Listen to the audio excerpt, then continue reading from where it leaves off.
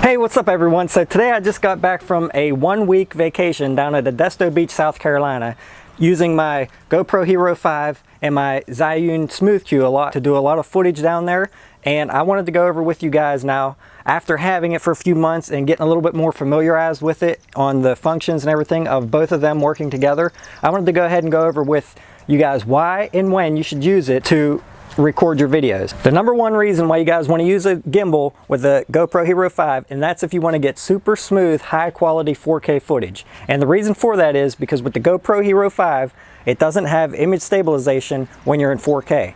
Now, if you are in 2.7K, it has image stabilization up to 60 frames per second, but anything higher than that, it's not going to have image stabilization. The second main reason why you want to use the Hero 5 with the gimbal is if you want to do super smooth slow motion footage. And the reason for that is because with the Hero 5, anything over, like I said, 60 frames per second, you're not going to have image stabilization. So if you want to do 120 frames per second to slow it down 4 times, or 240 frames per second to slow it down 8 times, you're not going to get that super smooth footage because it's going to be a little bit jerky because the image stabilization is non-existent when you're over 60 frames per second.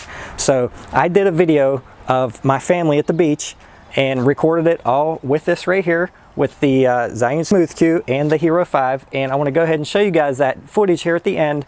And most of the footage that I recorded was in 4K. Some of it was in 1080, but at 240 frames per second when the waves come in and crash on the rocks and I do that slow motion there. That was in 1080, but image stabilization was off because I was at such a high frame rate. The only clip that I had in there that I was actually using the image stabilization in the GoPro, but it was still in the gimbal, was the clip when my son was picking up the seashells and putting them in the bucket.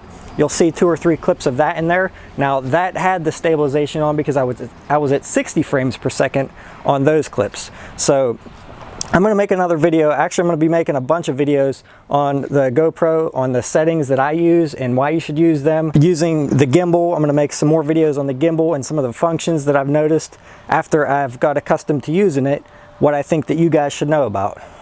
And another great feature and another thing that I really use a lot and like is this little tripod right here. It screws right into the bottom of the Zhiyun, so if you need to set it down on something, you can use it as a tripod. If you're doing some slow motion, you could set your phone up to make the gimbal rotate around, or up really slow as you're doing time lapse, and it's going to get you some really nice footage. Or if you just want to set it down, I was mini golfing with my son while we were on vacation, and it was nice because I could film him. Then I didn't have to turn it off. I could just set it down. Now, any other time, if you set this down, you'd have to turn it off if you didn't have this. So this is definitely a nice, one of the best investments I bought for this. I think I only paid like $6 or $7 for it. I believe I bought it either on Amazon or eBay, one of the two. But they're pretty much all the same. The ones that have this button, you can hit the button and roll it to adjust it. The legs fold up pretty quickly like this. You can unfold them. Now you can even hold it here to get you some extra height. You just can't go too far forward because it'll fall over, because this the ball's not strong enough to hold it. I mean, it'll hold it, if it's like this or whatever, but as soon as you go to tilt it forward or whatever too far, it'll just fall. But it'll stop once it gets to that point. But definitely a good investment if you guys get a gimbal, and it has the 1/4" screw thread, which I don't think I would be able to get one without that now because I'm so accustomed to using that. I've been looking into like a monopod or something that I could screw to there, like a selfie stick. That way I can get some extra high footage, because I love the footage when you're going real low and then you come up high. And you'll see that in my video as well. When him and my wife are standing on the beach and I'm standing in front of them looking at the shore, you'll see that I come up and I go, really high, and it gets that downward effect. So go ahead and check that video out, guys, and please comment below. Please hit that thumbs up if you like this video or found anything interesting, and please ask me any questions you want below, and I'll try to answer everything that I can. Thanks for watching, guys.